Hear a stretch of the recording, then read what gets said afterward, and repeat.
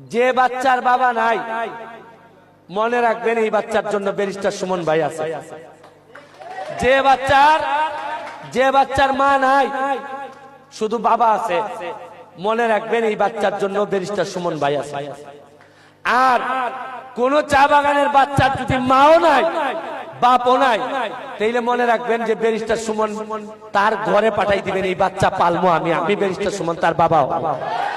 তার কথাবার্তা আমার এত ভাল লাগছে, আমার কাছে মনে হয়েছে আর 10 বছর পাইলে উমার কাছে এমপি গিরি সাইডে আমার যাইতে হইব।